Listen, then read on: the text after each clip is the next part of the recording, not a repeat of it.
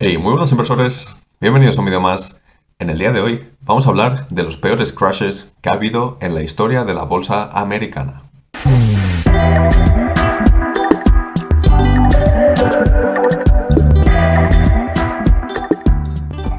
Para que veamos un poco la dinámica que vamos a seguir en este vídeo en concreto,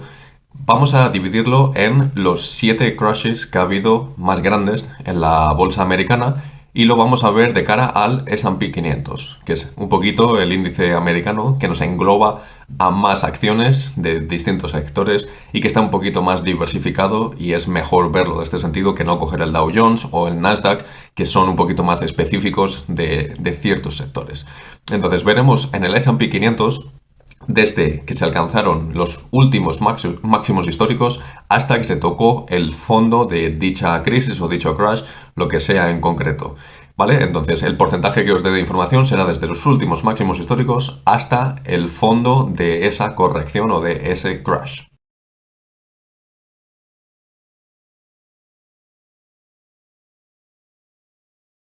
En el puesto número 7 vamos a ir de menos a más, es decir, de las que han sido menores caídas a mayores caídas. Entonces, en el puesto número 7 tenemos a la muy reciente caída del año 2020, por esta crisis sanitaria que todos conocemos y que todos hemos vivido recientemente y que la mayoría de vosotros seguramente ya estuvieseis introducidos en el mundo de la bolsa y de la inversión. Esta caída que tuvimos durante el año 2020 supuso una corrección desde los máximos hasta mínimos en el índice del S&P 500 de un 35,5% de caída. Las consecuencias no fueron al fin y al cabo financieras por las que se introdujo esta crisis en el sistema, sino que fue derivado, como ya hemos dicho, de esa crisis sanitaria. ¿Cuál fue el problema? Que hubo el pánico a la paralización total de la economía en general, de que las empresas no iban a poder producir, que las empresas no iban a poder desarrollarse de la forma que estaba prevista durante los siguientes años y tuvimos esta gran corrección bastante rápida al fin y al cabo porque empezó a mediados de febrero y para abril ya había terminado por completo esta corrección, ya se estaba empezando a recuperar el mercado y vimos la misma rapidez después para la recuperación. Y es que al fin y al cabo solamente tardamos 6 meses en recuperar los puntos básicos que tenía este S&P 500 con respecto a antes de dicha corrección.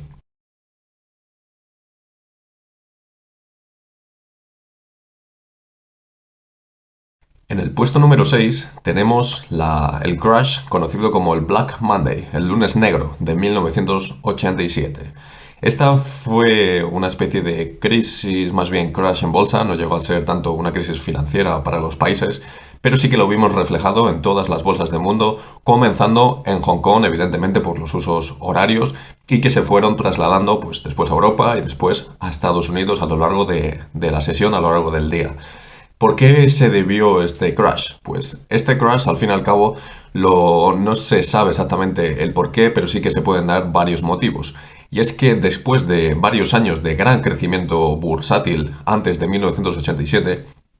tuvimos unos años, en los años 80, de bastante inflación. Eran unos años de una inflación disparada y con unos tipos de interés que estaban también muchísimo más altos de lo que podemos llegar a ver hoy en día, que prácticamente están siempre rondando el 0% o el 1%. Por entonces, lo que hicieron es subir aún más estos tipos de interés para frenar esa inflación que estaba tan alta y esto pudo ser también uno de los detonantes que se piensa en el mercado. Sin embargo, también hay otros motivos que nos indican que podrían haber sido la guerra que existía entre Irán e Irak en aquellos años y que derivó de esta crisis del petróleo que también fue bastante conocida y que supuso un gran alza en los precios del crudo y del petróleo a nivel mundial. Nosotros, si nos fijamos en los precios por entonces, tanto en los años 70 como en los años 80, podemos ver cómo hubo este boom de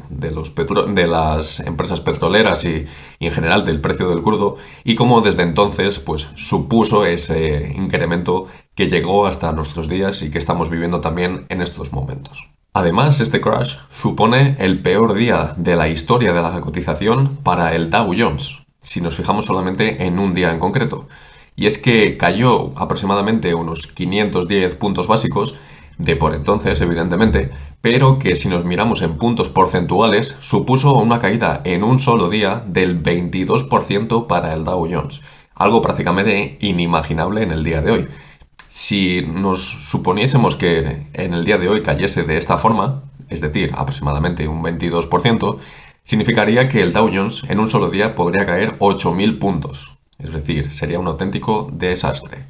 Debido a todo esto, pudimos ver cómo esta corrección desde los máximos hasta los mínimos de la corrección fueron del 36% abajo en el S&P 500 y que la bolsa no llegó a recuperarse de este gran palo y bastante rápido también hasta el año 1989. Es decir, tuvieron que pasar 2 años para que se recuperasen todos esos puntos básicos perdidos durante este crash.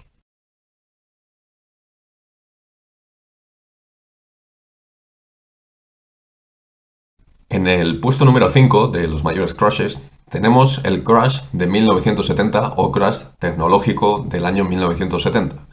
Y aquí en verdad no tenemos grandiosas explicaciones para decir por qué llegó a ocurrir este crash. Es básicamente como en multitud de otras ocasiones por un sobrecalentamiento de los índices y un sobrecalentamiento de la inversión a nivel mundial. Y es que al fin y al cabo durante el año 1970 se alcanzó un pico bastante alto con respecto a años anteriores, ya que desde la década de los 50 y los 60 hubo un gran crecimiento bursátil. Este mismo se quedaría luego bastante estancado, como sabemos, durante los años 70, donde tuvimos unos índices bursátiles bastante laterales, pero sí que podemos ver cómo este crash de 1970 o crash tecnológico, vimos cómo supuso una ralentización, como ya decimos, para después. Ocurrió simplemente, como decimos, por un sobrecalentamiento y debido a esto, la bolsa desde los máximos hasta los mínimos de la corrección dejó caer un 36,5% para el S&P 500. Y es que aunque se considere como el crash iniciándose en 1970, podemos decir y podemos ver que los máximos se alcanzaron en 1968. Y es decir, desde entonces el mercado fue bajista hasta el año 70, que fue donde ya explotó dicho crash. Y después, una vez hecho ya este crash, desde los máximos del 68 hasta los mínimos del año 70, no se recuperó por completo todos estos puntos básicos en el S&P 500 hasta el año 1972, es decir, 4 años después de que ocurriesen dichos máximos históricos.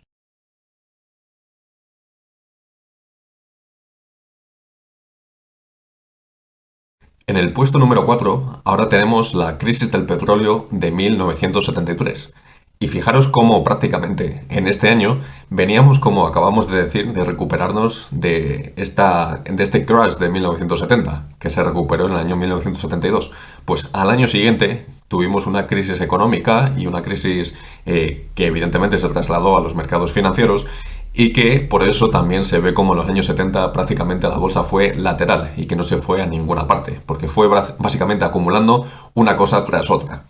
En esta crisis del petróleo de 1973 tiene una explicación más sencilla y es básicamente porque vimos cómo los países del Golfo Pérsico dejaron de exportar sus materias primas, principalmente el petróleo, evidentemente, y esto evidentemente repercutió directamente a estos precios del petróleo y a cómo subían demasiado rápido y cómo esto evidentemente afecta a las economías. Es algo también bastante parecido a lo que estamos viendo en la actualidad, de cómo ese miedo a la subida del petróleo puede afectar al crecimiento económico y afecta directamente también a la cotización de las propias empresas en la bolsa. Y debido a esta crisis que estalló en el año 73, vimos cómo la bolsa en el S&P 500 cayó desde esos máximos históricos hasta los mínimos de la corrección un 49%.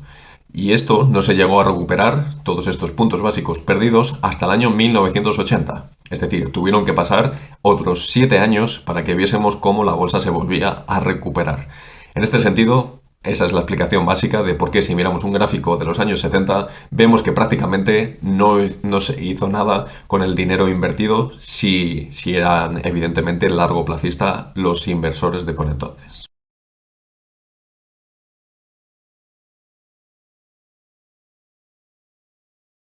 En el puesto número 3 tenemos a una muy conocida también y que me imagino que todos vosotros o la gran mayoría de vosotros ya estaríais vivos y estaríais en este mundo al fin y al cabo,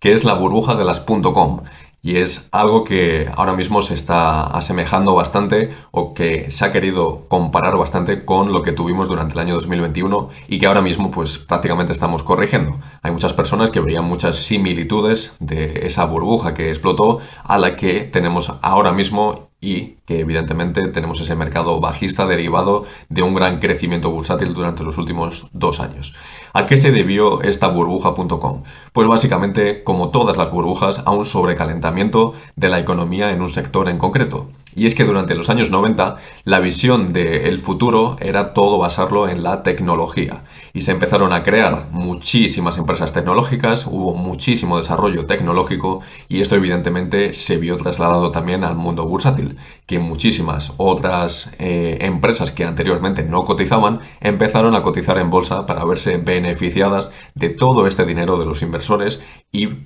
sacar el provecho al fin y al cabo de este sobrecalentamiento que existía para así llevarlo a sus cuentas y a sus márgenes. Como toda burbuja, evidentemente tarde o temprano tiene que estallar y cuanto más se sobrecaliente, más se va a caer después. Si nos fijamos, la burbuja llegó a tocar su máximo en el año 2000 y desde entonces en el S&P 500 hasta que se llegó al mínimo de la corrección, que tuvieron que pasar varios años también, vimos como la bolsa, en concreto en el S&P, llegó a caer un 50% de su cotización, de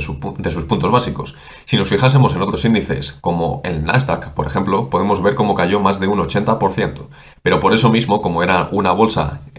un índice, perdón, basado en cotizaciones tecnológicas, y esto era una burbuja de las tecnológicas, por eso quiero ver más en el S&P 500, que es un poquito más diversificado y lo podemos ver de mejor manera con todos estos crashes. Y es que al fin y al cabo de este crash, al menos el S&P 500, no se llegó a recuperar hasta el año 2007. Es decir, pasaron 7 años hasta que el propio índice llegó a tocar esos máximos históricos de nuevo, aunque después ya sabemos lo que vendría.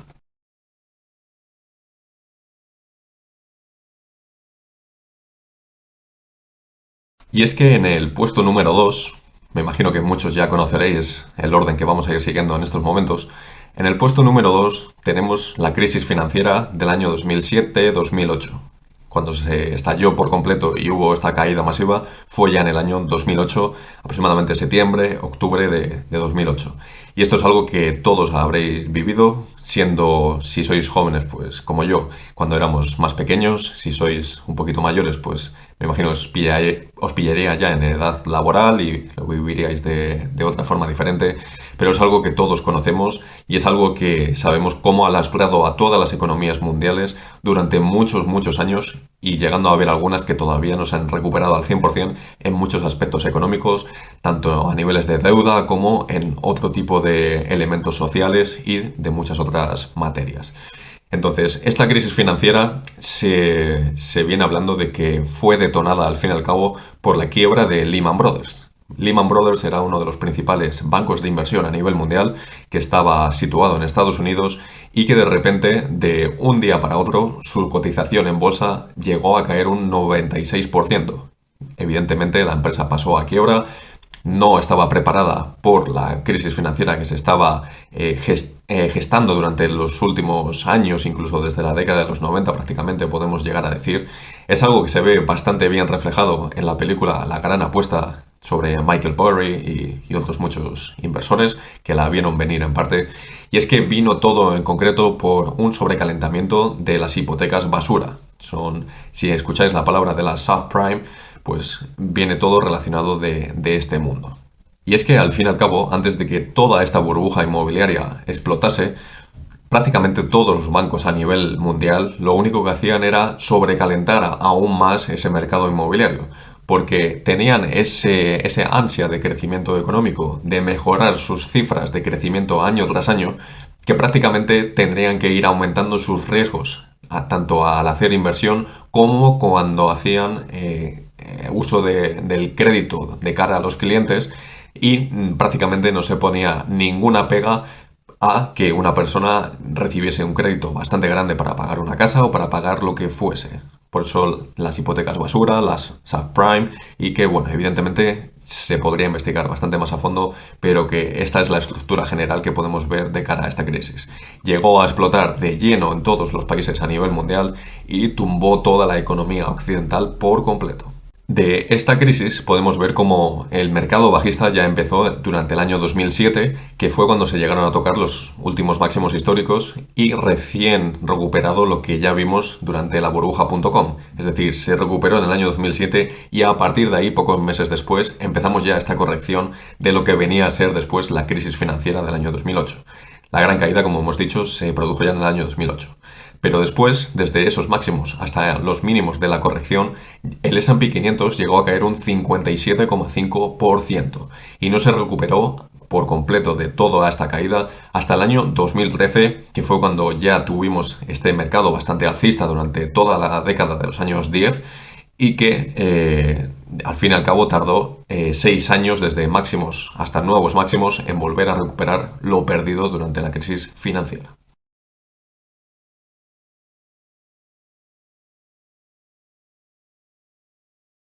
Dicho todo esto, yo creo que ya sabemos cuál es el crash que ocupa el puesto número uno y que me imagino que prácticamente nadie tendría ninguna duda de cuál sería el que estaría aquí.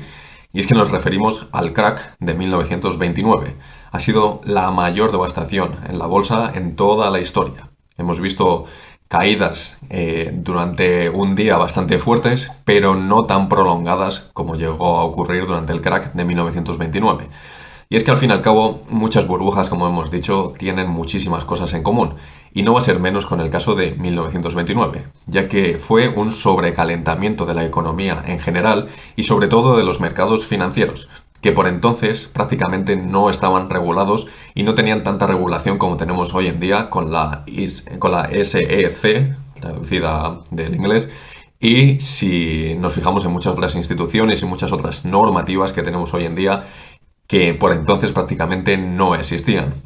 Y es que por entonces, si imaginaros que un CEO de cualquier compañía que esté cotizando en bolsa sabe que va a dar unas malas noticias porque ha habido algo nefasto en el negocio, pues él, antes de anunciarlo y hacerlo público, él podía vender sus propias acciones de forma masiva para ganar él su propio dinero, mientras que cuando todo esto era anunciado, evidentemente no iba a ser positivo y probablemente la empresa se iba a hundir en su cotización, él ya estaba a salvo y se quedaba con su dinero. Al igual que cuando sabía que iba a anunciar algo bastante positivo, compraban previamente y lo trapicheaban con banqueros y con gente poderosa para que hiciesen lo mismo y para después, cuando el resto de las personas tenían acceso a toda esa información y se hacía público, esta ya se disparaba y estas personas habían ganado ya millones y millones de dólares. Esto fue algo también en parte que vino promovido por los Happy Twenties, por toda esta década que tuvimos en los años 20 del siglo XX, del siglo pasado, y que básicamente hizo que todos los inversores particulares tuvieran acceso a este mercado de valores, en muchos de los casos ya cuando la burbuja estaba bastante arriba. Vimos como la incorporación masiva de toda la población estadounidense al mercado financiero de forma particular no se dio sobre todo hasta el año 27, hasta el año 28, que fue prácticamente cuando ya estábamos muy arriba en la bolsa. Y es que se prometían unas grandes revalorizaciones, se prometía dinero fácil, se prometía que todo el mundo se iba a hacer rico por el simple hecho de poner dinero sin saber muchas veces en qué lo estabas poniendo porque no se entendía lo que estaban haciendo y lo único que hacían evidentemente era soltar el dinero y esperar a que éste creciese. Y es que cuando esta tremenda crisis estalló, no solamente arrastró evidentemente al mercado financiero y a las bolsas mundiales, sino que arrastró a la economía en general. Hubo una crisis económica devastadora, una crisis económica que se llevó al 25% de la población activa de Estados Unidos al paro. Había gente que no tenía para comer, había gente que se suicidó por el hecho de haberlo perdido todo, gente rica, gente pobre. Hubo una situación de miseria absoluta y un presidente de por entonces en Estados Unidos que prácticamente no hizo absolutamente nada. Si nos fijamos entonces en el gráfico de este crack de 1929, podemos ver cómo desde los máximos que tuvimos en dicho año hasta los mínimos unos años después, podemos ver cómo la bolsa llegó a caer un 84,5% desde esos máximos. Es decir, estamos hablando del S&P 500 cayendo casi un 85% de su valor, de su cotización en puntos básicos. Por entonces el Dow Jones estaba aproximadamente en los 30 puntos básicos, 30 y pocos puntos básicos, y después de toda esta corrección pasó a estar en 4 puntos básicos, es decir, una auténtica destrucción. Después de esta gran corrección, no se llegó a recuperar esos máximos históricos y a sobrepasarlos hasta el año 1954, porque entre medias también tenemos que tener en cuenta que hubo unas grandes subidas de tipos de interés por parte de la Fed, por ejemplo en el año 37, a finales de los años 30, y después también sabemos que tuvimos durante 1939 hasta 1945 tuvimos esta Segunda Guerra Mundial en la que Estados Unidos también participó y que después salió victoriosa una vez finalizada. Pero hasta el año 54 no vimos cómo la bolsa se había recuperado por completo de este crack del 29. Tuvieron que pasar 25 años para haberlo recuperado todo. Como ya veis, muchas veces hay que mirar en la historia para ver qué está ocurriendo en la actualidad. Tenemos que saber qué ocurrió en el pasado para comprender qué está ocurriendo en la actualidad. De esta forma podemos ver ciertas similitudes, como ya habéis visto en muchas burbujas, en muchos cracks, muchos crashes, de cómo se han ido desarrollando estas cotizaciones bursátiles y que por el hecho de que ahora mismo estemos en este mercado bajista no siempre tiene que significar que vayamos a tener una venta masiva y que vayamos a tener un crash tremendo de cara al próximo año o en este mismo año. Muchas veces se queda todo en miedos infundados y que no van a ninguna parte y después nos conseguimos recuperar como si no hubiese pasado nada. Pero siempre hay que tener en cuenta en el punto en el que nos estamos metiendo en una cotización, no solo de una empresa, sino en el punto en el que está en el mercado, porque cuando hay una corrección, por mucho que esta empresa no estuviese incluida en esa burbuja, el mercado lo va a arrastrar todo por completo. Tenemos que ser inteligentes, tenemos que estudiar a diario y tenemos que ver qué está transmitiéndonos ese mercado en concreto. Recordad chequear todos los links que os dejo en la descripción, como el Twitter que es @accionespbolsa, si queréis estar al día de todo lo que ocurre en los mercados financieros, accionespbolsa.com, que es mi página web donde podéis consultar todos los precios objetivos y ratings que yo le doy a las empresas, además de otro tipo de información que ofrezco. Si os ha gustado el vídeo entonces, dejad un buen like, suscribiros al canal activando la campanita y nos vemos en el próximo vídeo.